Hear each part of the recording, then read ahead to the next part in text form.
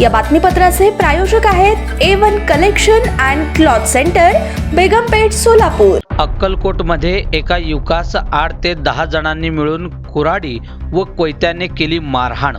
याबाबत मिळालेली अधिक माहिती अशी की सोमशंकर मुंजगप्पा किवडे, वय वर्ष 28, राहणार फुटाणे गल्ली, तालुका अक्कलकोट, जिल्हा सोलापूर, यास काल रात्री 7 वाजण्याच्या सुमारास अक्कलकोट येथील मुजावर गल्ली येथे मागील भांडणाचा राग मनात धरून त्यास समीर जमादार व मुज्जो टीनवाला यांसह इतर 10 जणांनी मिळून कुऱ्हाडी व कोयत्याने मारहाण केल्याने यातील सोमशंकर यास डोक्यावर व तसेच उजव्या कानावर जखम झाल्याने त्यास उपचारासाठी अक्कलकोट ग्रामीण येथील दवाखान्यात दाखल करून पुढील उपचारास त्यांना सोलापुरातील शासकीय रुग्णालय अर्थात सिव्हिल हॉस्पिटल येथे रात्री 9 वाजण्याच्या सुमारास राहुल साळुंके मित्र यांनी दाखल केले आहे, अशी नोंद सिव्हिल हॉस्पिटल येथील सिव्हिल पोलीस चौकीत करण्यात आले आहे।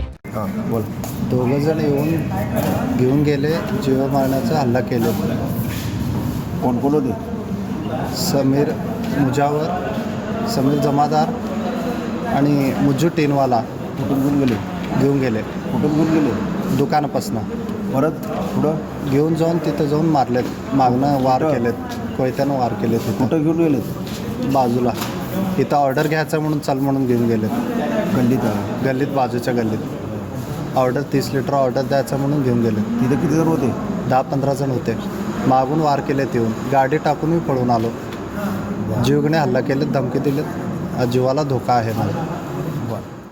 24 तारखेला भांडण झालं, त्या दिवशीसुद्धा वसुलेलं गेलं होतं, त्यामुळे त्यांनी बघितलं तिथं त्यांचं टाक्या पडलं, ते इथं दवाखान्यात ॲडमिट केलं आणि टाक्या पडलं।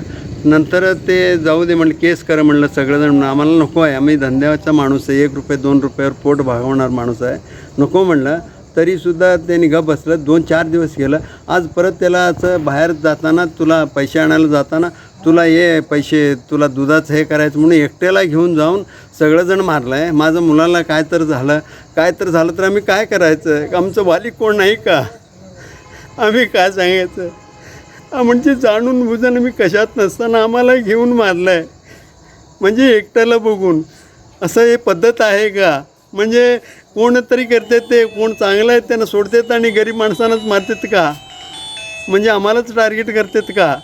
याचं वाली कोण आहे का नाही? म्हणजे आम्ही हे ते पोरं सगळंजण केस कर म्हणलं, आम्हाला नको आहे बाबा, आम्ही कशात नाही, आम्हाला संबंध नाही म्हणलं, तरीसुद्धा एवढं असून आम्ही गप बसून आम्हाला बोलून दुकानात मारतात। हे पद्धत आहे का?